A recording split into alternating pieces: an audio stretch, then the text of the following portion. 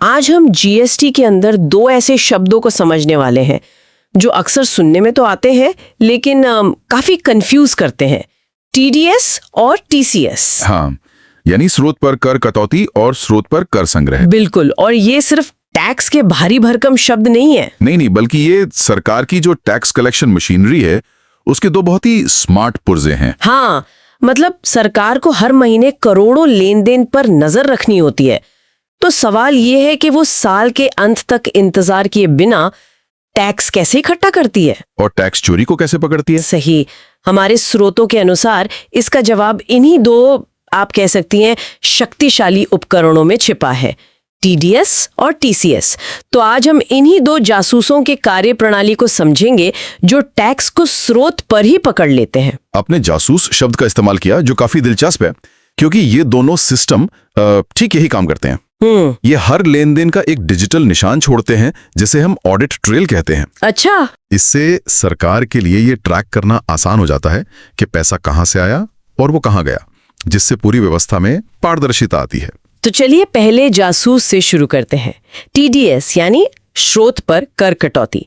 इसे एकदम सरल भाषा में कैसे समझा जा सकता है? इसे ऐसे समझिए, मान लीजिए सरकार ने किसी कॉन्ट्रैक्टर को एक सड़क बनाने का ठेका दिया। ठीक है। अब जब भुगतान का समय आता है तो सरकार यानी खरीदार वो कॉन्ट्रैक्टर को पूरी रकम नहीं देती। अच्छा। वो उसमें से टैक्स का एक छोटा सा हिस्सा, मान लीजिए 2%, काटकर सीधे सरकारी खजाने में जमा कर देती है। और बाकी बची नई रकम कॉन्ट्रैक्टर को दे दी जाती है? बिल्कुल। टैक्स का ये जो हिस्सा स्रोत पर ही काट लिया गया उसे ही टीडीएस कहते हैं। अच्छा, तो ये एक तरह का एडवांस टैक्स कलेक्शन है जो खरीदार की तरफ से ही हो जाता है। लेकिन क्या ये हर किसी पर लागू होता है? मतलब अगर मैं आपसे कोई सर्विस लेती हूँ तो क्या मुझे भी टीडीएस काटना होगा? नहीं, और ये एक बहुत महत्वपूर्ण सवाल है। ये नियम हर किसी पर लागू नहीं होता। अच्छा। कानून ने कुछ चुनिंदा संस्थाओं को ही ये जिम्मेदारी दी है जिन्हें हम डिडक्टर कहते हैं। इनमें मुख्य रूप से शामिल हैं केंद्र या राज्य सरकार का कोई भी विभाग या संगठन, यानी सारे सरकारी डिपार्टमेंट्स। हाँ, उनके अलावा स्थानीय प्राधिकरण जैसे पंचायत या नगरपालिका, फिर आती हैं सरकारी एजेंसियां, और आखिर में ऐसी कंपनियां या सोसाइटीज जिनमें सरकार की 51% या उससे ज्यादा हिस्सेदारी हो। पब्लिक सेक्टर अंडरटेकिंग्स यानी पीएसयूज। जी। हमारे दस्तावेजों में एक दिलचस्प छूट का भी जिक्र है, जैसे कि जब एक पीएसयू किसी दूसरे पीएसयू को कोई सामान या सेवा देती है तो उस पर टीडीएस नहीं कटता। बिल्कुल। शायद इसलिए ताकि सरकारी पैसा एक जेब से निकलकर दूसरी में जाने की जो प्रक्रिया है उससे बचा जा सके। हाँ, प्रक्रिया को सरल बनाने के लिए ही ये किया गया है। लेकिन एक आम सप्लायर के लिए यह जानना ज्यादा जरूरी है कि टीडीएस कब कटता है। इसके लिए एक सीमा तय की गई है। हाँ, ये सीमा 2.5 लाख रुपए की है ना? सही। लेकिन इसमें एक पेंच है। क्या? ये जो 2.5 लाख की सीमा है ये किसी एक बिल या इनवॉइस की नहीं है। तो फिर? ये पूरे कॉन्ट्रैक्ट की कुल कीमत की है, और ये कीमत बिना जीएसटी जोड़े होती है। अच्छा, तो इसका मतलब ये हुआ कि अगर किसी कॉन्ट्रैक्ट की कुल वैल्यू 3 लाख रुपए है और सप्लायर हर महीने 30-30 हजार के बिल भेजता है तो भी हर भुगतान पर टीडीएस कटेगा, क्योंकि कॉन्ट्रैक्ट की कुल वैल्यू 2.5 लाख से ज्यादा है। आपने बिल्कुल सही पकड़ा। एक बार कॉन्ट्रैक्ट उस सीमा को पार कर गया तो उसके तहत होने वाले हर छोटे बड़े भुगतान पर टीडीएस काटा जाएगा। ये तो काफी स्मार्ट तरीका है। ये नियम इसलिए है ताकि लोग बड़े कॉन्ट्रैक्ट को छोटे छोटे बिलों में तोड़कर टीडीएस से बच ना सकें। अब बात करते हैं दर की। मेरे ख्याल से इनकम टैक्स की तरह यहाँ अलग अलग स्लैब तो नहीं होंगे? नहीं, आपने सही सोचा। यहाँ सिस्टम को बहुत सरल रखा गया है।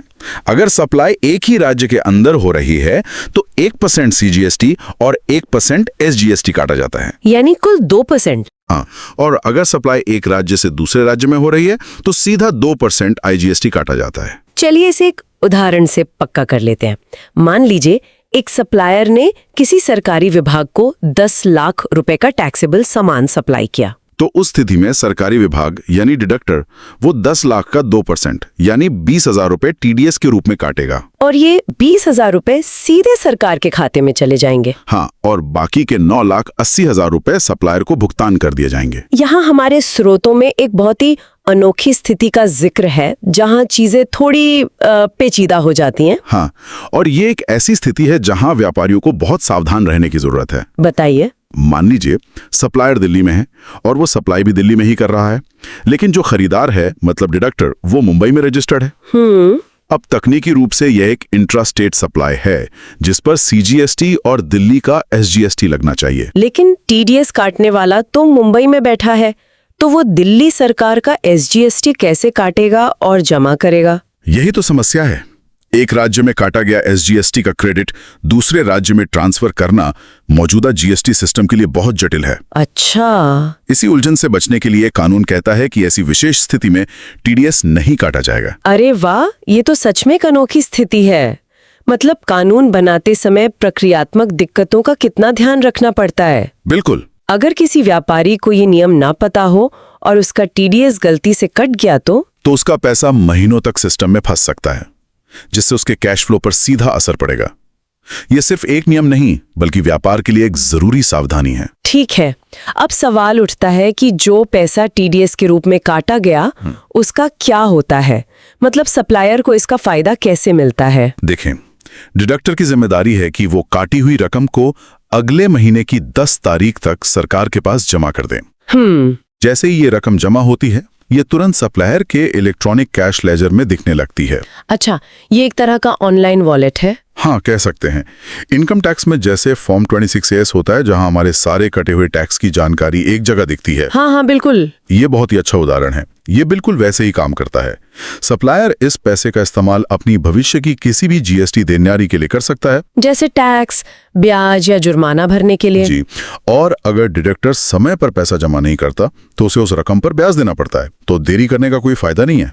तो TDS का दायरा मुख्य रूप से सरकारी और बड़ी संस्थाओं की खरीद तक है, लेकिन आज की अर्थव्यवस्था का एक बहुत बड़ा हिस्सा ऑनलाइन मार्केटप्लेस पर चल रहा है। लाखों छोटे विक्रेता Amazon और Flipkart पर सामान बेच रहे हैं। सरकार उन तक कैसे पहुंचती है? यहीं पर कहानी में दूसरा किरदार आता है TCS। बिल्कुल। अगर TDS पुरानी अर्थव्यवस्था का टूल है, तो TCS नई डिजिटल अर्थव्यवस्था का। अच्छा। TCS का पूरा कॉन्सेप्ट ई-कॉमर्स ऑपरेटरों के इर्द गिर्द घूमता है।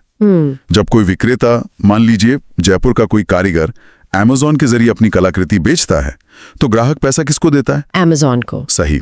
और फिर Amazon अपना कमीशन काट कर बाकी पैसा उस कारीगर को भेज देता है। हाँ। लेकिन पैसा भेजने से पहले Amazon एक और काम करता है। वो उस भुगतान में से टैक्स का एक बहुत छोटा हिस्सा, जो कि 1% होता है, जमा कर लेता है और उसे सरकार के पास भेज देता है। इसी प्रक्रिया को TCS कहते हैं? जी, स्रोत पर कर संग्रह। यहाँ टैक्स काटा नहीं जा रहा, बल्कि इकट्ठा किया जा रहा है। यानी यहाँ जिम्मेदारी ग्राहक की नहीं, बल्कि उस ऑनलाइन प्लेटफॉर्म की है जो एक बिचौलिए की तरह काम कर रहा है। एकदम। ये तो उन लाखों छोटे विक्रेताओं को टैक्स के दायरे में लाने का एक बहुत ही कारगर तरीका है। कानून कहता है कि हर ई-कॉमर्स ऑपरेटर जो दूसरे विक्रेताओं की तरफ से भुगतान इकट्ठा करता है, उसे TCS जमा करना ही होगा। और इसकी दर नेट टैक्सेबल सप्लाई पर लगती है। हाँ, मतलब अगर कोई सामान वापस आ गया तो उसकी कीमत घटाकर जो रकम बचती है उस पर। यहाँ एक बहुत ही दिलचस्प मामला सामने आता है, जो हमारे श्रोतों में भी दिया गया है। अगर कोई व्यक्ति अपनी खुद की वेबसाइट बनाकर सिर्फ अपना ही सामान बेचता है, तो क्या उसे भी TCS जमा करना होगा? ये एक बेहतरीन सवाल है और एक बहुत आम कंफ्यूजन भी है। मेरे एक क्लाइंट हैं जो हाथ से बने चमड़े के बैग बनाते हैं। उन्होंने अपनी वेबसाइट बनाई और वो इस बात को लेकर परेशान थे कि क्या उन्हें भी TCS जमा करना होगा। कानूनी परिभाषा के हिसाब से वो भी एक इलेक्ट्रॉनिक कॉमर्स ऑपरेटर हैं, क्योंकि वो एक ऑनलाइन प्लेटफॉर्म चला रहे हैं। लेकिन TCS का नियम तो तब लागू होता है जब ऑपरेटर दूसरे सप्लायर्स के लिए भुगतान इकट्ठा करता है ना। ये अंतर समझना बहुत जरूरी है। ये तो साफ हो गया, लेकिन इसमें एक और पहलू है, जीरो रेटेड सप्लाई का, जैसे कि एक्सपोर्ट। अगर कोई सप्लायर Amazon के ग्लोबल सेलिंग प्रोग्राम के जरिए अपना सामान अमेरिका में बेच रहा है, तो क्या उस लेनदेन पर भी भारत में TCS जमा होगा? ये एक एडवांस लेवल का लेकिन बहुत प्रासंगिक सवाल है। दस्तावेज स्पष्ट करते हैं कि TCS सिर्फ भारत के भीतर होने वाली टैक्सेबल सप्लाई पर लागू होता है, और एक्सपोर्ट को तो जीरो रेटेड माना जाता है। हाँ, यानी उस पर टैक्स नहीं लगता। इसलिए अगर कोई ई-कॉमर्स ऑपरेटर एक्सपोर्ट किए गए सामान के लिए भुगतान इकट्ठा कर रहा है, तो उस पर TCS जमा करने की जरूरत नहीं है। तो दोनों ही मामलों में, चाहे TDS हो या TCS, सप्लायर के लिए ये कैसे सुनिश्चित होता है कि उसका पैसा सही से जमा हो गया है और उसे इसका क्रेडिट मिलेगा? इसके लिए भी एक पारदर्शी व्यवस्था है। TDS का मामले में डिडक्टर हर तिमाही एक रिटर्न फाइल करता है। और सप्लायर को एक टीडीएस सर्टिफिकेट मतलब GSTR 7A भी दे सकता है। और टीसीएस के मामले में? टीसीएस के मामले में ई कॉमर्स ऑपरेटर को हर महीने एक स्टेटमेंट GSTR 8 फाइल करना होता है, जिसमें हर सप्लायर की बिक्री और उस पर जमा किए गए टीसीएस का पूरा ब्यौरा होता है। और ये सारी जानकारी सप्लायर के जीएसटी पोर्टल पर दिखने लगती है। हाँ, ये कटी हुई या जमा की गई रकम सप्लायर के इलेक्ट्रॉनिक कैश लेजर में सीधे दिखाई देती है। अच्छा। और अगर ऑपरेटर ये जानकारी देने में विफल रहता है या गलत जानकारी देता है तो उस पर 25,000 रुपए तक का जुर्माना भी लग सकता है। तो सिस्टम को धोखा देना आसान नहीं है। तो कुल मिलाकर अगर हम सार निकालें तो टीडीएस और टीसीएस दोनों ही टैक्स को स्रोत पर इकट्ठा करने के प्रभावी तरीके हैं। एक में खरीदार भुगतान से टैक्स काटता है, जो मुख्य रूप से सरकारी और बड़ी संस्थाओं पर लागू होता है, और दूसरे में ऑनलाइन प्लेटफॉर्म भुगतान से टैक्स जमा करता है, जिसका दायरा पूरी तरह से ई कॉमर्स की दुनिया तक सीमित है। लेकिन दोनों का अंतिम लक्ष्य एक ही है। हाँ, लक्ष्य एक ही है, टैक्स कलेक्शन को आसान, पारदर्शी और पक्का बनाना। इससे सरकार को राजस्व का एक स्थिर स्रोत मिलता है और टैक्स चोरी की गुंजाइश भी कम हो जाती है। आज की हमारी इस पूरी चर्चा से एक विचार मेरे मन में आ रहा है। जैसे जैसे डिजिटल अर्थव्यवस्था और सरकार के साथ व्यापार का विस्तार हो रहा है, ये दोनों उपकरण और भी महत्वपूर्ण होते जाएंगे। हाँ, इसमें कोई शक नहीं है। तो क्या भविष्य में हमें टैक्स को स्रोत पर ही इकट्ठा करने के कुछ और नए और अभिनव तरीके देखने को मिल सकते हैं, जो आज शायद हमारी कल्पना से भी परे हों? ये एक बहुत ही प्रासंगिक सवाल है। जैसे जैसे टेक्नोलॉजी आगे बढ़ेगी, खासकर ब्लॉकचेन और आर्टिफिशियल इंटेलिजेंस जैसी तकनीक, टैक्स कलेक्शन की प्रक्रिया और भी स्वचालित और कह सकते हैं अदृश्य हो सकती है। कल्पना कीजिए एक ऐसी दुनिया की जहां हर डिजिटल लेन देन के साथ ही टैक्स अपने आप कटकर सरकारी खजाने में पहुंच जाए, बिना किसी मासिक या तिमाही रिटर्न की जरूरत के। बिल्कुल, इसे रियल टाइम टैक्स या इवेंट बेस्ड टैक्स कहा जा सकता है। मतलब जैसे ही मैंने यूपीआई से भुगतान किया, उसी पल उसमें से जीएसटी का हिस्सा अपने आप सरकार के पास चला गया। इससे तो फाइलिंग का झंझट ही खत्म हो जाएगा। सैद्धांतिक रूप से ये संभव है। इसमें चुनौतियां हैं, जैसे इनपुट टैक्स क्रेडिट को मैनेज करना, लेकिन तकनीक इसी दिशा में बढ़ रही है। तो हो सकता है कि भविष्य में टीडीएस और टीसीएस जैसे सिस्टम और भी ज्यादा स्मार्ट और इंटीग्रेटेड हो जाए। हाँ, जहां इंसान का हस्तक्षेप न्यूनतम हो। ये तो सच में टैक्स प्रणाली में एक क्रांतिकारी बदलाव होगा। अचीत ने टीडीएस और टीसीएस की जटिलताओं को न सिर्फ सुलझाया, बल्कि ये भी दिखाया कि टैक्स के नियम कितने सोचे समझे और तार्किक हो सकते हैं।